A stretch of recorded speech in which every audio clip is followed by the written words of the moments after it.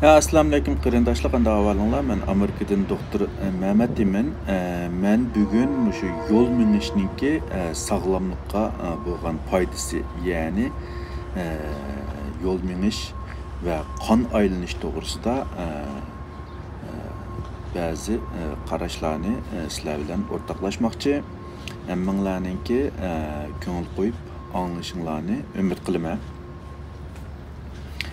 Hem de kan aylanish degan vaqtida hammamizningki xabari bor, badandagi qon aylanish asosligi yurakninki xizmati bo'lib, yurak minutiga taxminan 60 qitimdan 100 qitim so'qish orqali shu yurakdagi qonni badanninki hamma joylariga yetkazib, badanimizningki munosabatlik to'qilmalarni, organlarni, a'zolarni qon va oziqlik bilan, uningdan boshqa shu badandagi har xil hormon yoki suyuqlik bezlari ajratib chiqargan ba'zi moddalarni badanning ehtiyojli joylariga yetkazib berish rolini o'ynaydi. Hamda qon aylanish degan vaqtida hammamizning kallasiga keldigini albatta yurak, ya'ni bu qon aylanish xizmatini yurak bir taraf qiladi deb qaraymiz. Men bugun so'zlamoqchi bo'lganim shu qon aylanish xizmatini o'taydigan muskul to'g'risida bo'ldi. Ya'ni badanimizdagi muskullar bo'lib shu qo'l parcha qismidagi muskullar shu qon aylanish xizmatini o'tashda nihoyatda muhim rol o'ynaydigan bo'lib, ular shu yurakninki yukini to'valtishda, yurakninki qonni butun badanninki har qaysi joylariga yetkazib berishda nihoyatda muhim yordamchilik rol o'ynaydi. Unda qanday rol o'ynaydi degan vaqtida biz bilimiz, hamda bu shu yurakdan chiqqan qon qizil qon tomiri orqali badanning har qaysi joylariga yetib berdi. Bu qonning iqishiga sabab bo'lgan asosli omil yurakning so'qishi. Hamda bu qizil qon tomirida oqqan qon badanning hamma yerlariga borgandan keyin yurakka qaytib kelish kerak. Bu qaytib kelishda rol o'ynaydigani muskullar, ya'ni shu yerdagi muskullarninki siqilishi bo'lib, yurak u yerga yetkazgan qonlar qizil qon tomir orqali borgandan keyin muskullarning siqilishi orqali shu qonlar nimaga yurakka qaytib keladi. Albatta bu bir butunlay yipiq shakldagi bir qon aylanmasi bo'lganligi uchun yurakdan chiqqan qon yurakning besimi bilan chiqib yurakka qaytib kelishi mumkin.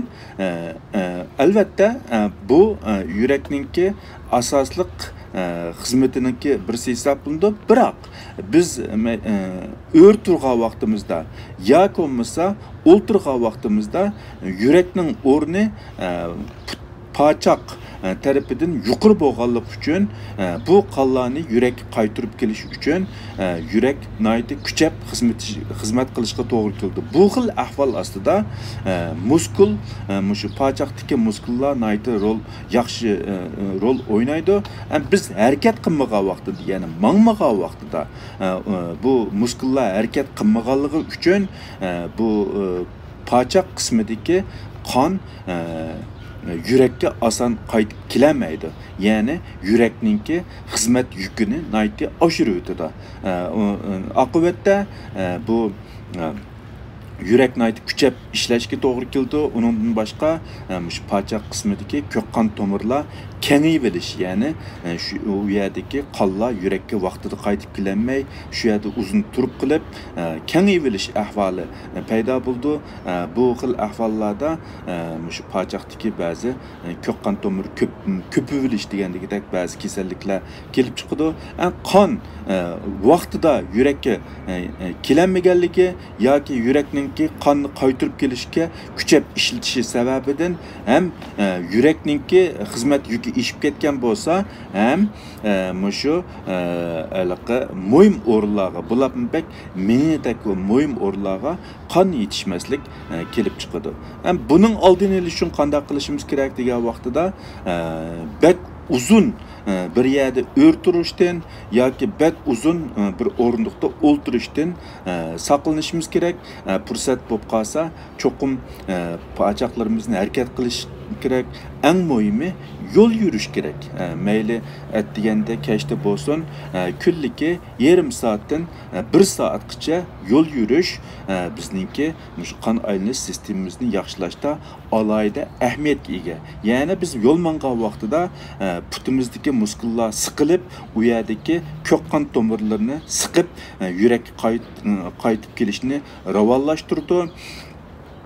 Bu bizningki bu sog'lomligimizda nihoyatda alohida cho'ng ahamiyatga ega bo'lib, buningki roli ahamiyati yolg'iz mushu qonningki yurak qaytib kelishining o'zli bo'lib qolmasdan boshqa shuning bilan munosabatlik nurg'un sog'lomlik ahvollar bilan mo'yim bog'lanishi va shunga bizningki yo'l minishimiz, yo'l yurishimiz nihoyatda muhim. Albatta, undan boshqa shu yugurish deymiz, boshqa badan chiniqtirishlarningki hammasi muhim, lekin ularningki bir qismlari ba'zi yoshdagi odamlarga yoki ba'zi ahvollarga toza yaxshi mos kelmasligi mumkin, lekin yo'l yurish cho'ng, kichik, qari, yosh, o'riq, semiz, egiz paka degandagidek hamma odamga mos keladigan nihoyatda yaxshi tan narximi nihoyatda to'van bir harakat bo'lib, bu sog'lomligimizda nihoyatda muhim rol o'ynaydi. Bugun shu munosabat bilan sizlarga shu yo'l yurish va qon aylanishninki munosabatini so'zlash orqali buningki sog'lomlikdagi rolni sizlarga alohida ta'kidlab o'tmoqchi. Hammanglarningki ko'ngil qo'yib anglag'ininglarga ko'pdan ko'p rahmat. Hammalarni Alloh salomat qilsin. Xayr xo'sh.